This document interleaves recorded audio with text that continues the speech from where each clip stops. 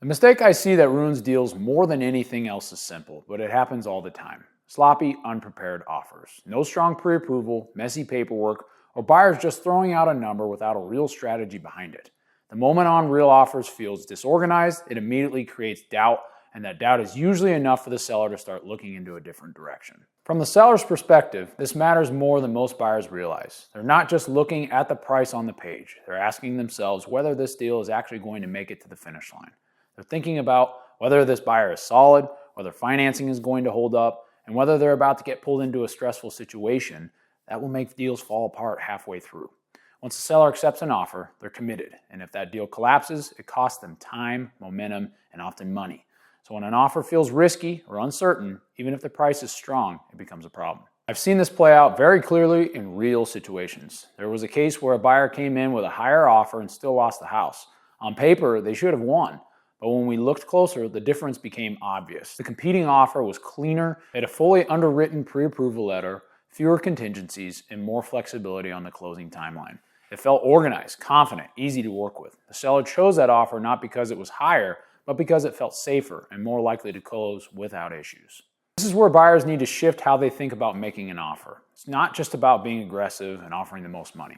It's about being very prepared and intentional. That starts with getting fully approved with not just a pre-qual letter, but full approval. So the seller knows that your financing is solid. It means having your paperwork dialed in and understanding your numbers before you submit that offer. When you know exactly what you're comfortable with, you can move decisively instead of reacting emotionally in the moment. It also means keeping things simple wherever possible. Overcomplicating a deal with unnecessary contingencies or unclear terms doesn't make an offer any stronger. It usually does the opposite. More moving pieces there are, the more opportunities there are that something to go wrong. And sellers can feel that right away. The offers that stand out in the best way are the ones that feel easy to say yes to.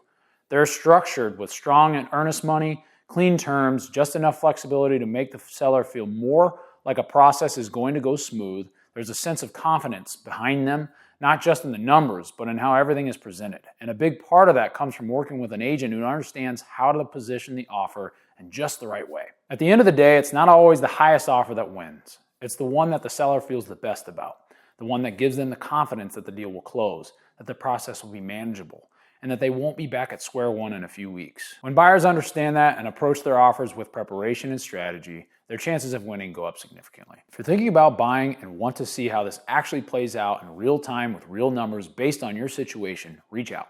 I can help you walk through and help make this decision a lot easier for you and make it make sense.